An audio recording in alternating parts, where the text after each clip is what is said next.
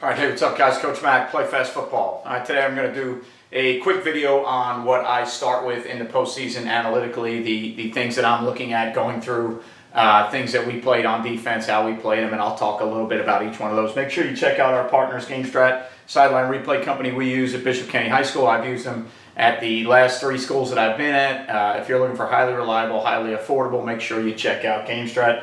Dome Hats, the headwear company we use with Bishop Kenny High School, Play Fast Football. This is one of my custom Bishop Kenny fitted hats, right? So BK on the back, Crusader logo on the front, Dome logo on the side. If you're looking for completely customizable hats for your team, your business, whatever it may be, whatever venture you're into, if you need hats and you need custom hats, check out Dome. Stock hats suck. Baker Sporting Goods company we use for sideline gear. Our game night gear comes from them. Our practice gear comes from them. Coaching practice gear. Our uniforms are distributed through them. We do team stores through them as well. So if you're looking for a one-stop shop, players, fans, coaches, all your gear, make sure you check out Baker Sports. Just Play Football, which is the playbook software that we use. We use it for our installs, we use it for our game plans, we use it for all of our meetings. We use their presentation mode for our team meetings, defensive meetings, offensive meetings. I use it for my Patreon site, any clinics that I'm going to speak at. I use their presentation mode. It's the best play drawing tool on the market. DifferenceUSA, the ultimate striking machine. You get thousands of reps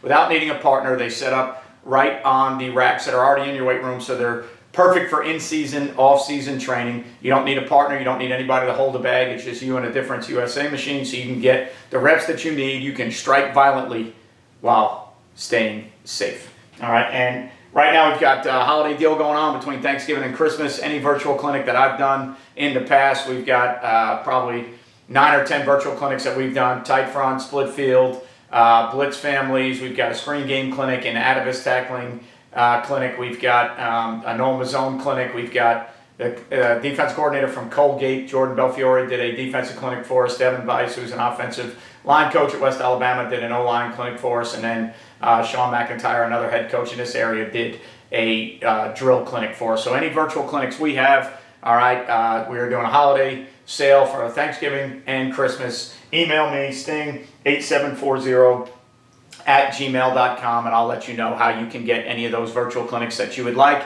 And this off-season, I'm already getting ready to schedule, probably starting sometime January, February, next year's off-season virtual clinics. All right, so when I start in the postseason, right, we're kind of in that downtime, a little bit of that lull time. So our season ended 2 weeks ago, and you know, now we're starting to look at where we need to get better, what we need to improve. There's no clinics going on yet, right? We're trying to look at where we're going to go. We're probably going to go to the AFCA convention in Nashville, and then we'll take a look at some of the Nikes or Glaciers that are local that we can get to. Thinking about whether we can, you know, visit any colleges or the colleges that we would like to visit, who's playing stuff that we want to look at, who's open enough to talk to us, do we have any connections anywhere. So with the colleges still playing right now and some of the high schools still playing, you're kind of in that lull where you're looking at ways to get better, you're looking at ways to improve.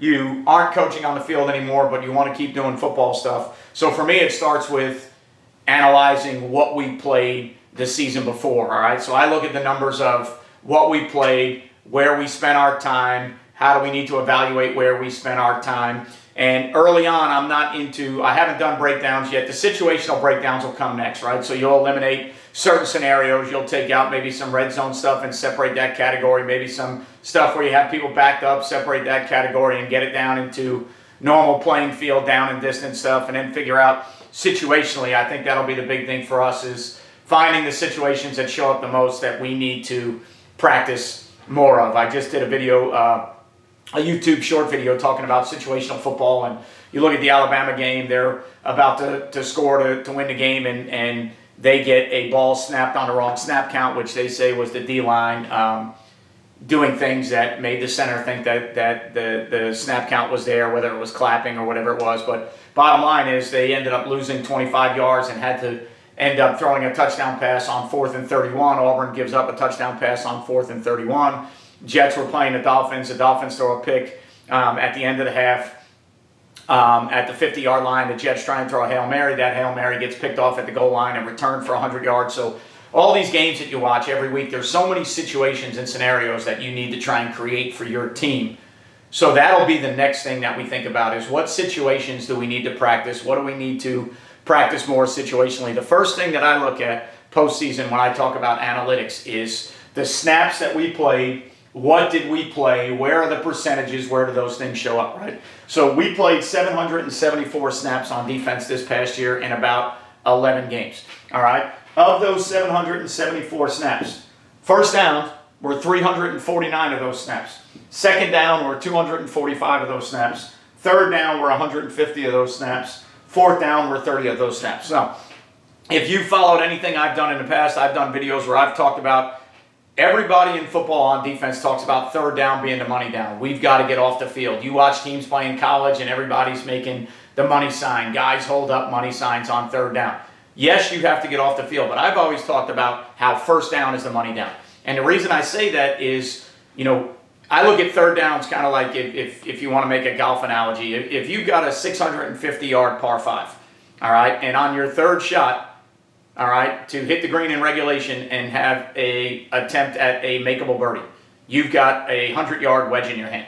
Everybody's going to look at that 100-yard wedge shot and say that you need to get better at the 100-yard wedge shot. But the bottom line is if you didn't hit the first two shots 550 yards in play, you wouldn't have the 100-yard wedge shot, right? So that first shot that you hit, just like first down in football, on third down, you'll get off the field more on third and medium to long than you will on third and short.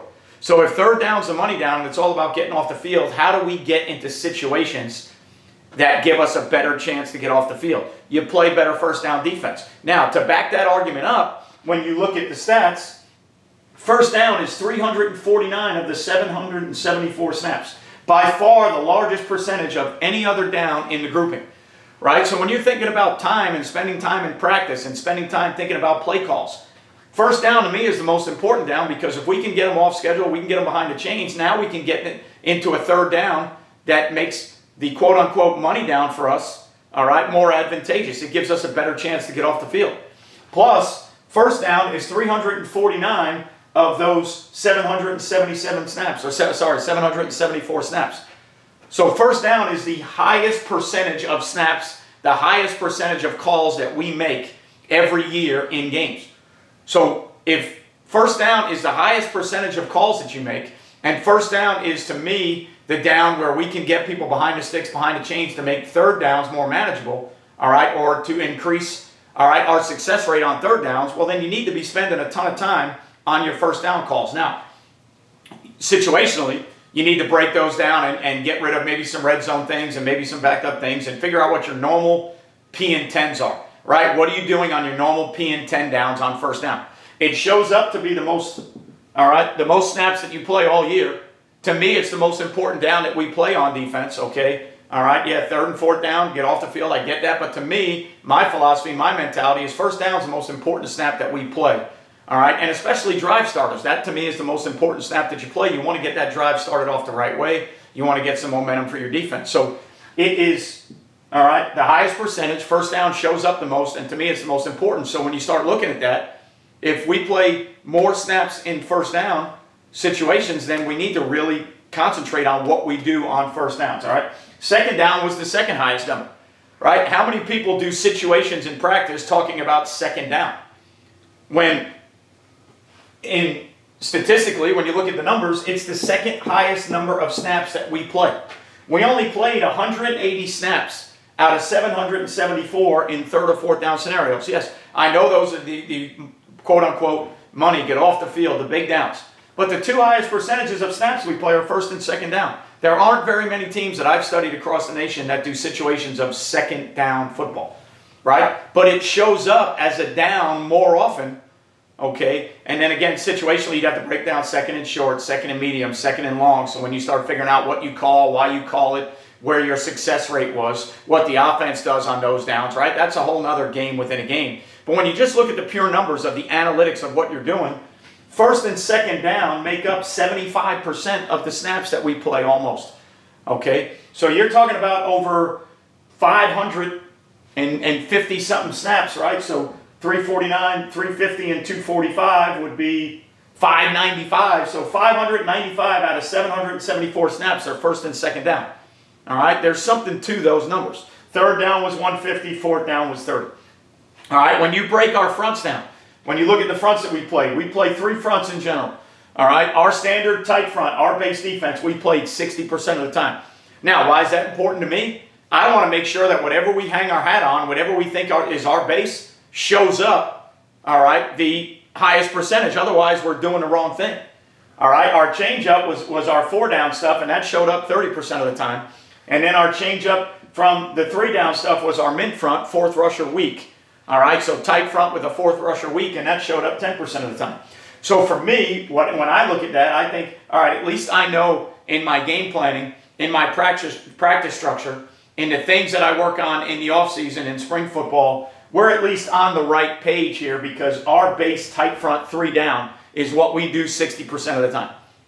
All right, and we're just talking about base down and distances. We're not talking about nickels and dimes and other things. Just in our base personnel, base down and distances, tight front is 60%, over front is 30%, min front is 10%. So when I look at that, all right, maybe those numbers, maybe we need to mix it up a little bit more. Do we need a 4th front in there maybe? All right, do we need to do something different? When I look at that though, what I look at is the things that we preach, where we hang our hat, tight front, all right, and then I'll show you when I get to the coverage part of it. We're doing the things that we hang our hat on. They're showing up and we're calling those things, which means, at least for me, we're spending the right time in practice doing the things that we need to do because those are showing up, or at least I'm calling things in games that we're working on the most in practice. All right, coverage-wise for us, middle of the field open 85% of the time. If you follow this channel, if you follow what I do, you know that I'm a quarters-based team. I'm a middle of the field open team. All right, we are a split field team, a 3-high safety team or a 3-safety team. We've been 3-safety for the last probably 15 years. We've been 3-high for the last 2 or 3. All right, a little bit different. 3-high structure and 3-safety structure in general are not the same thing. A little bit different, but all of my 3-high stuff stems from middle of the field open, split field coverages. Our coverages are all based on formations, all right? It's kind of a check with me defense. So all things I've talked about in the past, all things that I've never gotten away from. And it shows up when I analyze, all right, our numbers, it shows up. We're middle of the field open 85% of the time. Now, does that mean quarters? No, it means quarters adaptations, all right? It means sometimes we're playing, to the single side, we're playing a bunch of 2 deep or a bunch of inverted 2 deep or a bunch of cone or bracket or however you want to look at it. But to the other side, we're playing our quarters or our quarters adaptations, right? So we're playing quarters, we're playing 2-read. Our 3-by-1 adjustments, most of them are quarters based in general. All right, so we're middle of the field open, 85%, middle of the field closed, 15%.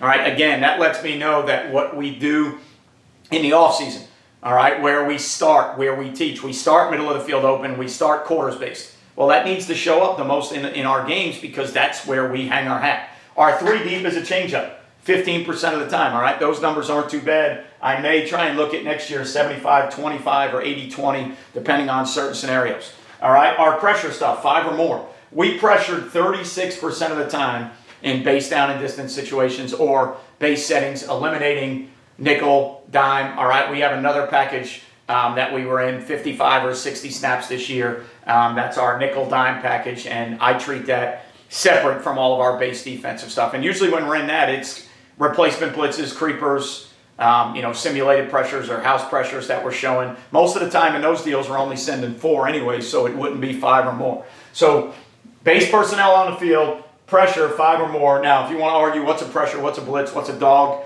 I really don't care. To me, all I break it down is when we were sending 5 or more. We sent 5 or more 36% of the time.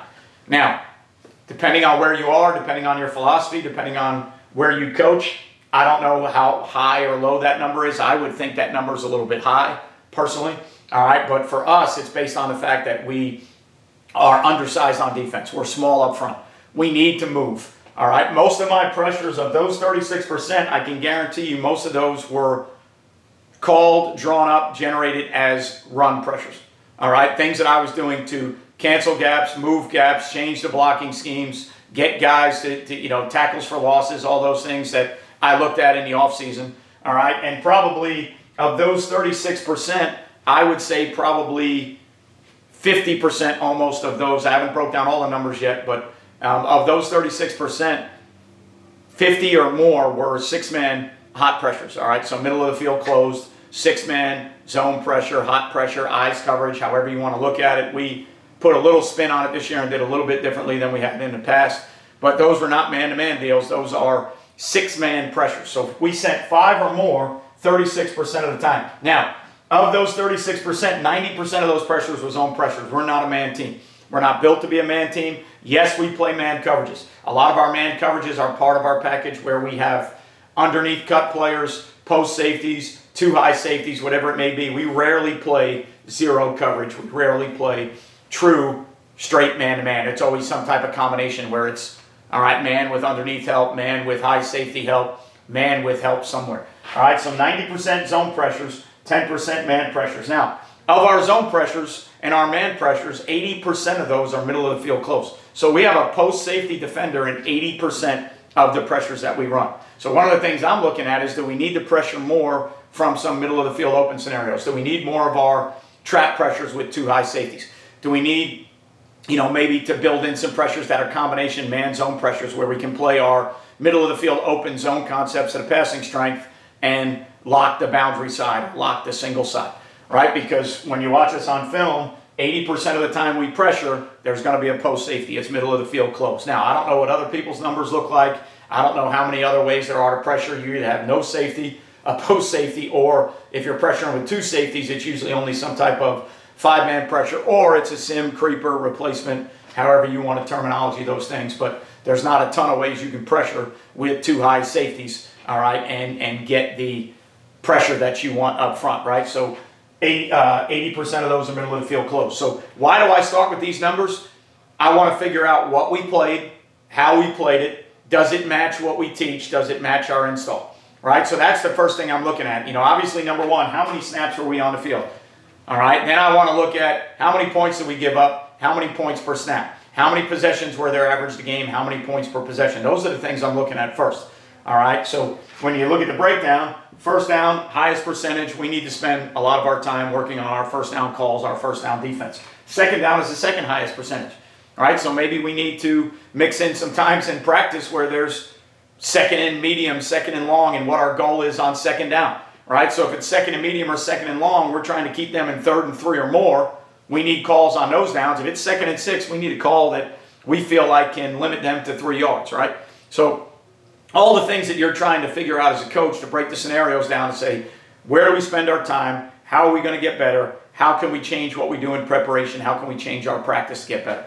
Right? So 3rd down and 4th down, only 180 snaps. So our nickel dime package, which was very good to us this year, which is mostly a 4-man rush deal, some man under 2 deep stuff, some robber coverage stuff, a lot of sim and replacement deals. So a lot of replacement blitzes, bringing guys off of one side, dropping 3 techniques or 5 techniques, because for us that package is 4 linebackers that are down so they can rush the passer and they can drop. And then this year, a lot of house pressure, pop outs, showing, all right, heavy pressure looks, but we only sent 6 or more on about 5 snaps of the 60 that we played, or the 55 or 60, somewhere around there, that we played. We only sent 6 or more on 5 of those snaps. All the other snaps were 4 down, and they were replacements, sims, creepers, however you want to term those. But we were only in that 55 snaps, or 58, whatever the number was. So if we're in that 55 snaps, we spend a ton of our time, or we always have practice segments that are 3rd down deals.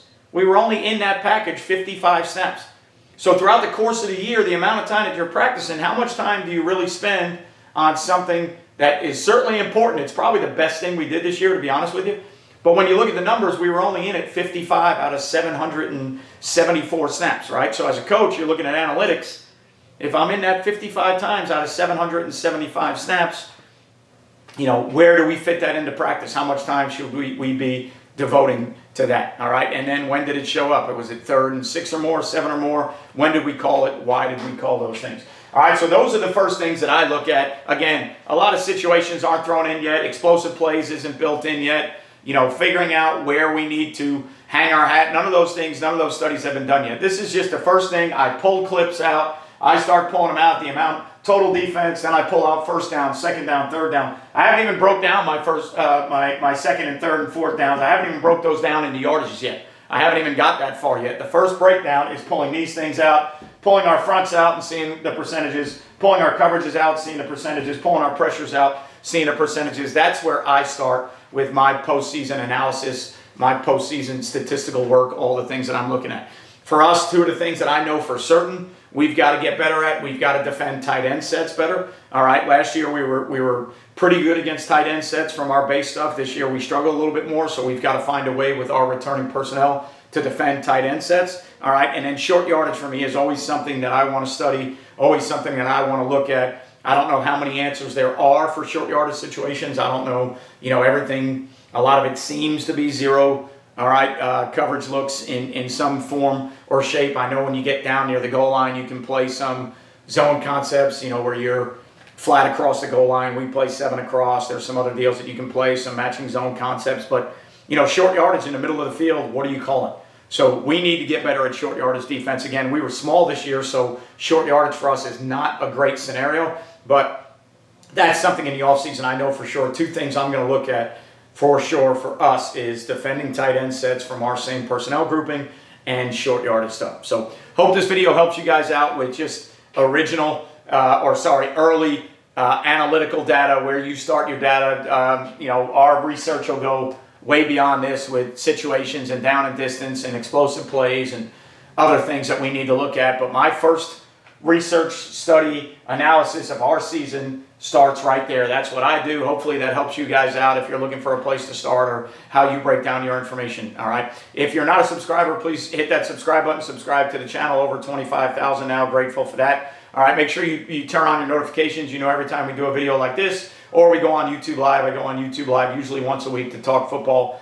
So you'll know every time we go on YouTube Live. Thumbs up, thumbs down. Like the content, don't like the content. It helps me figure out what videos we need to do or how I need to approach the videos. And then, as always, leave a comment. Every comment that I see, I respond to. If you got a comment about a video, I'll see if I can do it. If you got a comment about how you do things, I always love to hear those. Don't feel like you're disagreeing with me. It's your opinion.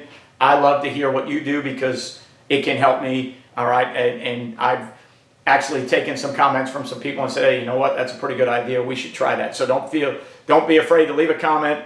Even if it is disagreeing with what I do. If you don't like the way that I start my postseason analysis, you can disagree. You are entitled to that. It is a public video. It's made for that reason. Not everything is about agreeing. So I am perfectly fine with you disagreeing. If you want any of the virtual clinic stuff that we've done, all right, over the holidays, we've got a deal going on. I will get you that stuff. All right, we're going to do $5 a video for any virtual clinic that we had. Last year when those guys signed up, it was $10 every week that we did a virtual clinic. So I'll give you those clinics during the holidays for $5. I've got about 9 or 10 of those, like I said, that I mentioned earlier. You can have any one of those. Email me, sting8740@gmail.com. If you're interested in YouTube on steroids, I have a Patreon site, patreon.com/Coach Mac, where I show game clips of us playing stuff, right? So I don't just want to talk about it. I want to actually get you to see that that's what we play. What did we do well? What did we do poorly? I don't show you clips of what Georgia does. I don't show you clips of what Alabama does. I don't show you clips of,